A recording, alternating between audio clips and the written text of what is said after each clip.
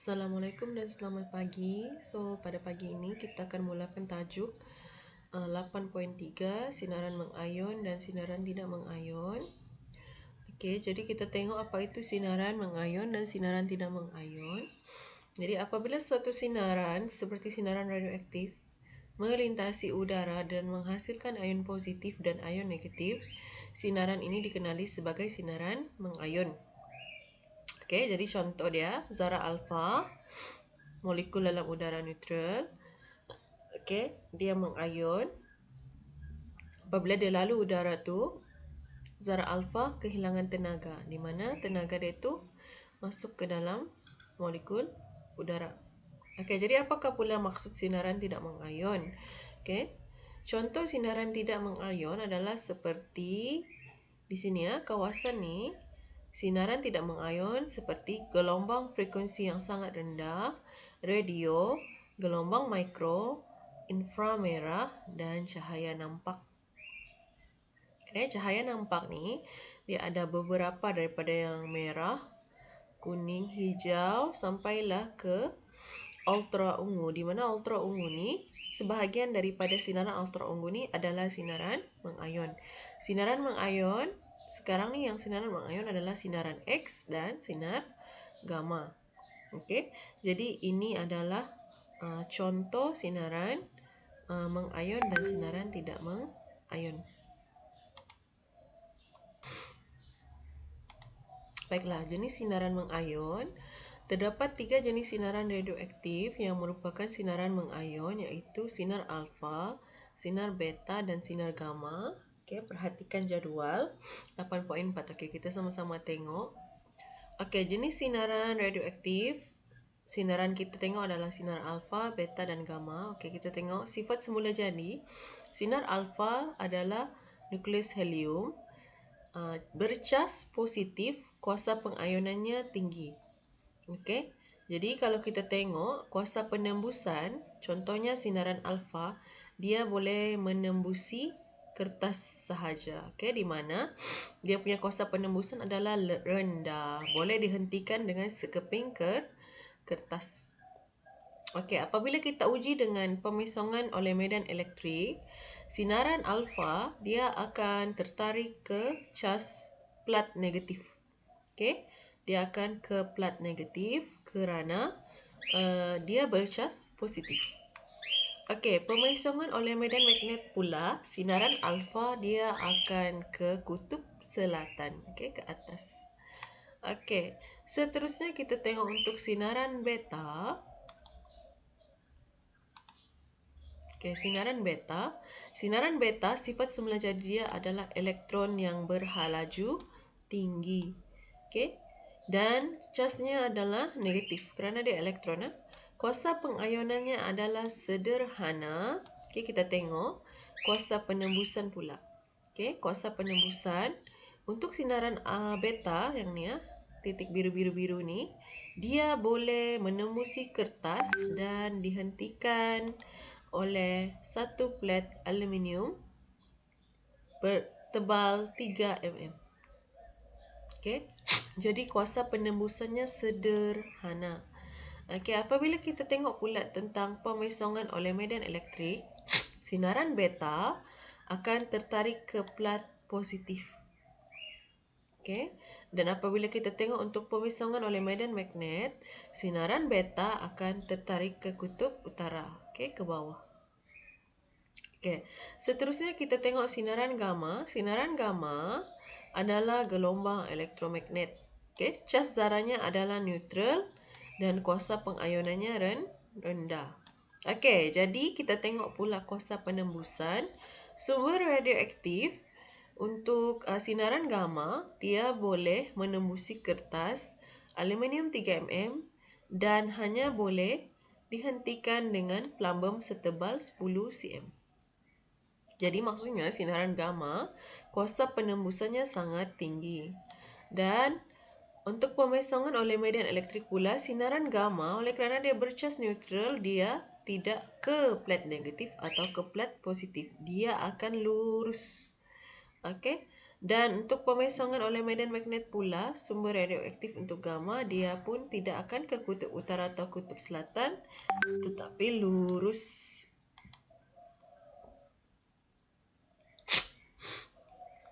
Okey, seterusnya kita tengok sumber sinaran mengayon dalam alam sekitar. Okey, jadi ada beberapa sumber. Okey, kita tengok. Sumber sinaran mengayon dalam alam sekitar terbahagi kepada dua, semula jadi dan satu lagi buatan manusia. Kita tengok semula jadi dulu. Sinaran kosmik dan sinaran latar belakang. Buatan manusia pula adalah seperti kemalangan nuklear, ujian nuklear, penggunaan radioisotop untuk perubatan dan sinaran latar belakang. Okey, apa itu sinaran kosmik? Sinaran kosmik ialah sinaran bertenaga tinggi yang dihasilkan di luar sistem suria atau galaksi lain. Okey, oleh itu sinaran kosmik juga dikenali sebagai sinaran kosmik galaktik. Okey. Jadi, ini sebagai contoh, gambar adalah teleskop Cherenkov di Gunung Hopkins, Amerika Syarikat yang digunakan untuk mengesan sinaran kosmik. Jadi sebenarnya kita dapat sinaran kosmik ni adalah daripada matahari ataupun bintang-bintang daripada galaksi lain. Tapi yang paling dekat sekali adalah daripada sinar sistem suria atau matahari.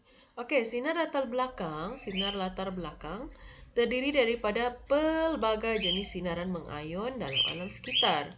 Okey, dihasilkan daripada pelbagai sumber termasuklah sumber semula jadi dan sumber buatan manusia. Okey, sumber sinar latar belakang termasuklah sinaran kosmik, keradioaktifan persekitaran daripada bahan radioaktif semula jadi, sisa radioaktif daripada kemalangan nuklear dan ujian nuklear, dan radioisotop daripada kegunaan perubatan.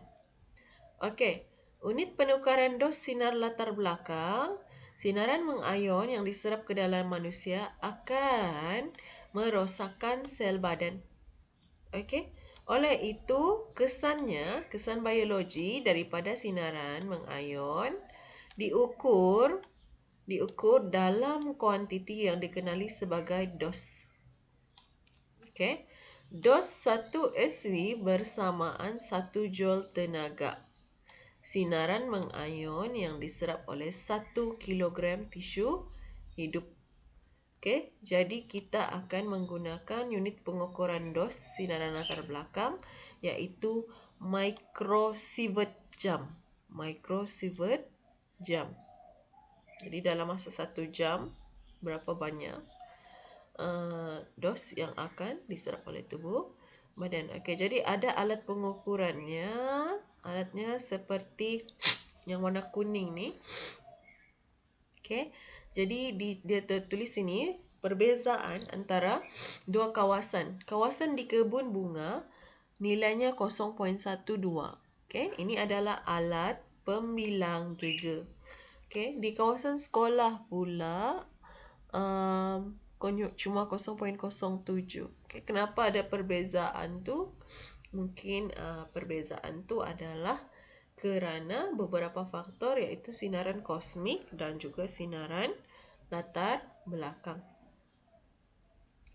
Okey, dos sinaran latar belakang yang selamat dalam kehidupan seharian. Okey, sinaran latar belakang atau sinaran mengayon yang kurang daripada 0.2 microsievert per jam adalah aras normal atau selamat. Jadi, gambar yang tadi itu adalah selamatlah. Okey, dalam kehidupan harian, anggaran dos sinaran mengayon dari pelbagai sumber adalah seperti dalam rajah. Kita tengok bersama-sama. Okey, angkasa lepas sinaran kosmik 0.35 microsievert per tahun.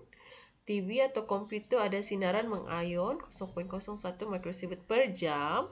Itu sebabnya melihat TV komputer mengakibatkan boleh mempengaruhi kerosakan kepada kita punya mata. Okey, gambar foto sinaran X 5.5 mikrosievert per ujian perubatan. Okey, merokok sinaran radioaktif tetap ada 55 mikrosievert daripada satu batang rokok. Okey, bangunan sinaran radioaktif 1.5 mikrosievert per tahun. Makanan sinaran radioaktif ada juga 0.1 hingga 0.5 mikrosievert per tahun. Alam sekitar atau sinaran latar belakang 0.4 hingga 1.0 mikrosievert per tahun. Penerbangan sinaran kosmik adalah 0.03 mikrosievert per jam. Okay, ini sebab kapal terbang dia akan terbang di aras yang agak tinggi di dalam kita punya awan, di mana sinaran kosmik itu adalah lebih kuat. Okay. Altitude tinggi pula sinaran kosmik adalah 0.3 hingga 0.5 mikrosievert per tahun. Okey. Jadi, kalau kita tengok yang per tahun ni maksudnya sangat sedikit, tapi yang per jam ni semakin lama kita berdekatan di sana, semakin lamalah kita terdedah kepada sinaran mengayon tersebut. Okey, jadi aras dos sinar elektrik aras dos sinaran latar belakang yang selamat adalah kurang daripada 0.2 mikrosievert per jam, okey, atau kurang daripada 0.002 mikrosievert per jam, atau kurang daripada 1752 mikrosievert per tahun, atau kurang daripada 1.752 mikrosievert per tahun. Okey. Next kita pergi kepada risikonya. Apa risikonya? Terdedah kepada sinaran mengayon semula jadi. Okey, jadi risiko kesihatan terhadap tahap penyerapan sinaran mengayon oleh badan manusia dipengaruhi oleh dos sinaran mengayon yang diterima. Berapa lama kita terdedah kepada sinaran tersebut. Okey, jadi ada tindakan yang perlu kita ambil lah. Okey, jadi sumber dos sinaran mengayon diterima. Okey, sinaran latar belakang, tindakan yang kita perlu ambil adalah gunakan alat perlindungan sesuai seperti kacamata yang dipasang dengan filem anti ultra ungu, payung anti ultra ungu dan sebagainya. Sebab itu perlu kita pakai bahan yang ada perlindungan untuk ultra ungu. Okey, yang kedua, semasa kita mengambil gambar foto sinar X, okey, tidak boleh kita buat suka hati. Kita cuma perlu ambil apabila disuruh atau dipreskripsikan oleh doktor. Okey. Next adalah television. Pastikan jarak pemisahan antara television dengan penonton sekurang-kurangnya 2 meter. Okey, sebab itu kita larang jangan tengok terlalu dekat. Sekurang-kurangnya 2 meter.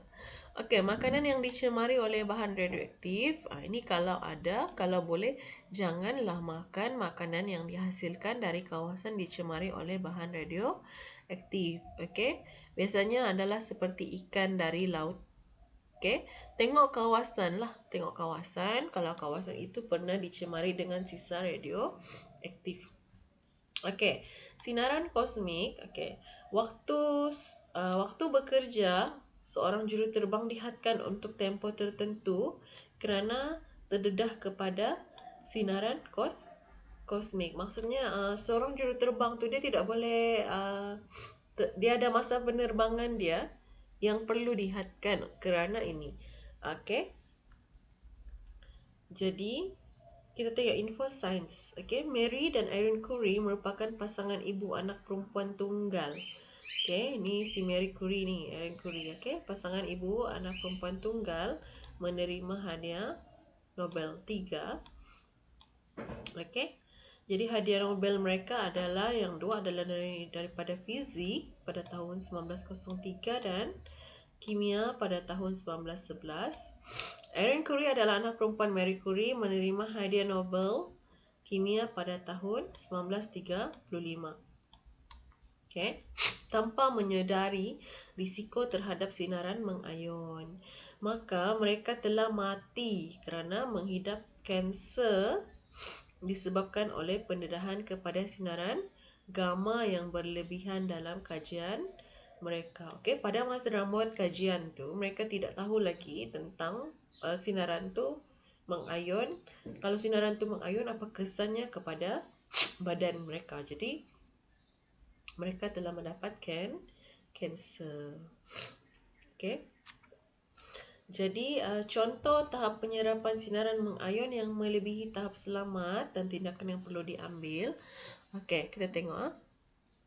Oleh sebab kebanyakan sinaran kosmik diserap oleh atmosfera, dos sinaran kosmik di permukaan bumi, di permukaan bumi biasanya kurang daripada 0.2 microsievert, per jam. Iaitu normal dan selamat. Tapi semakin tinggi daripada permukaan bumi, semakin kuat sinar kosmik menyebabkan ia akan berada di tahap bahaya. Okey, jadi sebagai contoh untuk juruterbang, ahli kru udara seperti juruterbang, pramugara dan pramugari, menerima dos sinaran kosmik melebihi tahap selamat. Okey. Jadi waktu kerja mereka di udara dihadkan untuk tempoh tertentu. Okey, itu adalah satu contoh lah. Jadi soalan kita akan buat praktis 8.3. Sila siapkan soalan 2, 3, 4 dan 6. Okey. Cuba siapkan dahulu. Nanti cikgu akan buat saya makan. Okey. Terima kasih.